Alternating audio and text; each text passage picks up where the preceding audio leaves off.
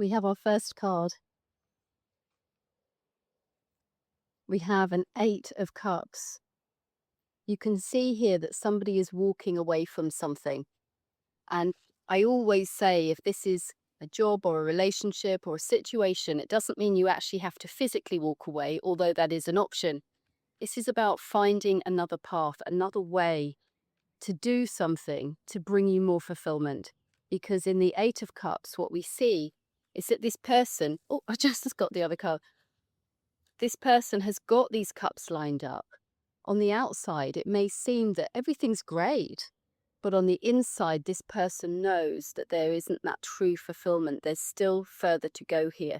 And so this person is willing to step into the darkness. We can see we're under moonlight here. In fact, we're under the energy of an eclipse. So there's lots of energy here for change. And yet there is a dark path ahead. So this person is recognizing that sometimes you need to leave your comfort zone. You need to step beyond your comfortable boundaries and reach out into the unknown. Because when we start to face our fears and move outside of ourselves towards new things, that's when the adventures can happen, and this can bring that last feeling of fulfillment.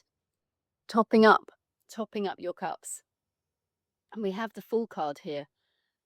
That sense of adventure is upon us. You can see that this is the same person. It could be the same person stepping out.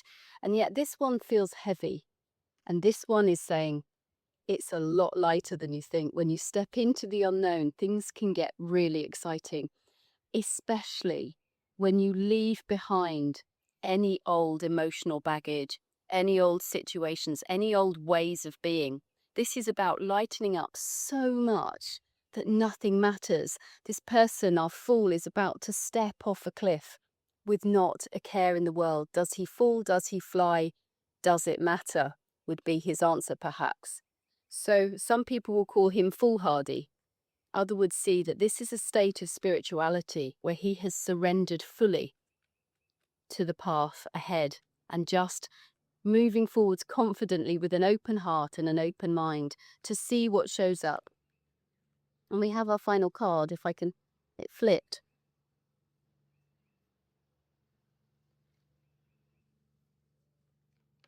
We have the Five of Cups.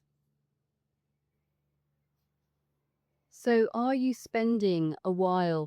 been spending a while focusing on what isn't filling you up? Because those last two cups, we're at an 8 here, 8 out of 10. And would be the last two cups to really get you to your happy ever after, really get you to the all singing, all dancing version of your life. And yet, this person here is choosing to focus on what's not working. So even though there may be lots of other things in your life that are keeping you buoyant, there's still something that's dragging you down. So these cards are asking you to face that and sit with it. Sometimes we ignore things and we let them fester or we leave them stagnating.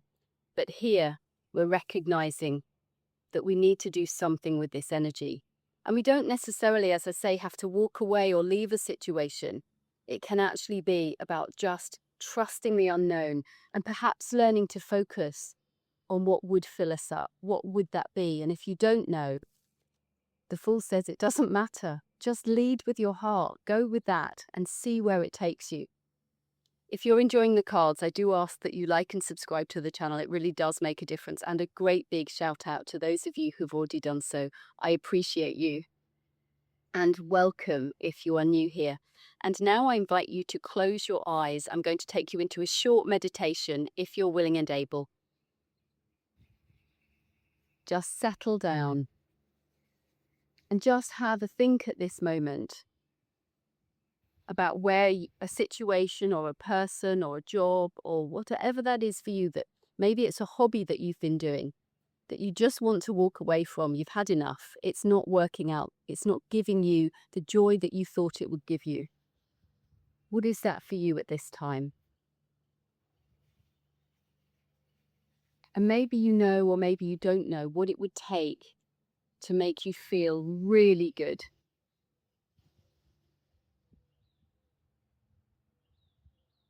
Would it take more peace? Would it take more money? Would it take more love and connection and tenderness? Would it take being listened to, more fully understood? Would it take more romance?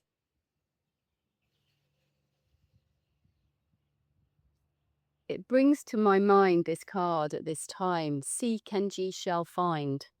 Words from the Bible. I probably paraphrased them. The idea of we have to know it.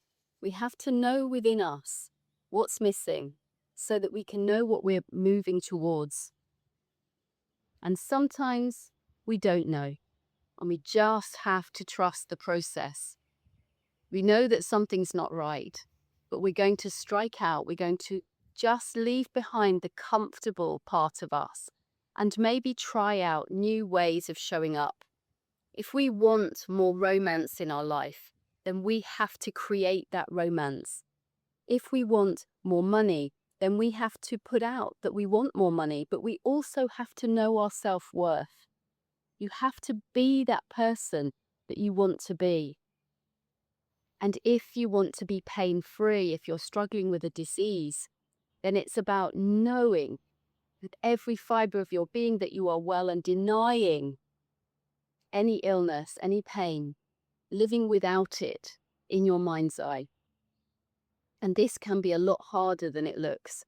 It's very easy to get caught up, and it's very easy to say live without pain. Of course, when people are living with that day in, day out, it's very easy for someone to come in and say, just do without it. I'm using the belief system of Neville Goddard, and do look him up, do research more about this. Also the wisdom of Florence Scovel Shinn. The idea that we need to be that which we wish to create. And if you're in severe physical pain, then another person who would be worth looking at is Joe Dispenza and his meditations.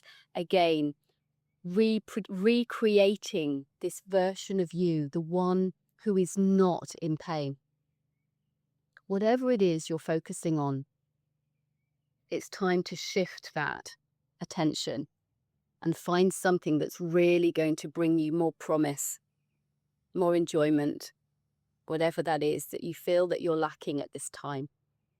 And I'm not saying that you have to pretend it's not happening. If you're grieving somebody, absolutely sit with that. Sit quietly with that. Open yourself up to that grief or that loss and do it fully. And then in time, it will be time to turn around and pick up those cups and start feeling better. And then know that things can just get better and better from then on.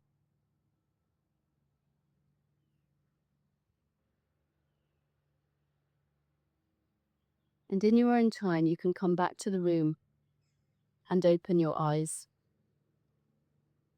Seems like you have a journey ahead. You may have an outward journey, but this is possibly an inward journey. One to find yourself, one to uncover what it is that's going to bring you more fulfillment in your life. Full card reminding you that nothing matters. Where can we get more light, more bright, more shiny? Quite often, when we have resentment or bitterness or anger being suppressed in our body, it can manifest as physical pain. So when we learn to let go of this, to move through it, we can often find ourselves with a lot less pain. When we become more flexible in our attitude, we become more flexible in our body. As above, so below, as within, so without. And let's be careful that we don't get caught up in a loop of being stuck with sorrow or pain or loss. It's absolutely right to face it as it happens, but when we realize we're just working with painful memories and that we're replaying old feelings, that's when we need to learn and recognize that we do have a choice now. We can turn around, we can cross the bridge that we see in the background and reconnect with life itself. And in your own way, have a wonderful day.